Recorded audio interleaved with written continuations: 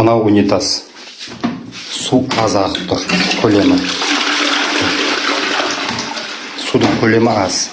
Осыны сағаттың тілімен кейін қарай бұраймыз. Шығады.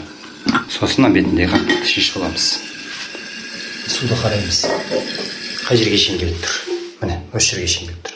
Енді болсын судың көлемін көбейту керек болады осы жерге дейін. Не істейміз? Бұның механизм түрлері әртүрлі. Ана жерде мен отвертканың орны бар. Енді осы жерден бұраймыз осыны. Бұраймыз.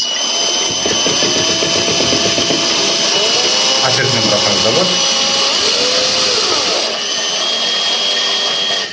Сағаттың тілмен бұрадық, отвертмен бұрасақ та болады.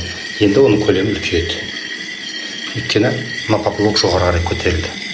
Көрдіңіз ба, су енді мына жерге дейін келеді. Осы жерге дейін келеді. Жаңа қай жерде тұреді? Мына жерде тұреді. Сонда оның көлемін өстіп үлкейтуге болады, болмаса кішірейтуге болады төмен қарай. Мынаны сағаттың тілінен кейін қарай бұрасаңыз, ол төмен қарай түседі. Сағаттың тілімен былай бұрасаңыз, оңға қарай ол онда көтеріледі де, судың көлемі де көтеріледі. Енді қайтадан салдық. Ал енді көрейік.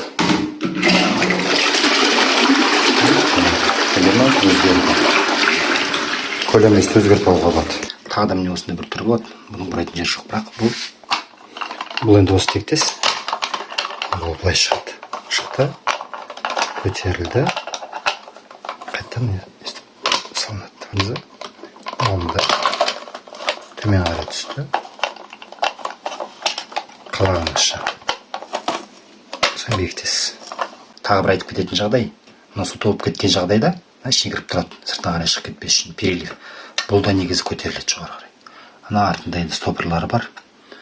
Сонымен көтеріліп түседі бұл. Онымен бірдей ғой бұл да.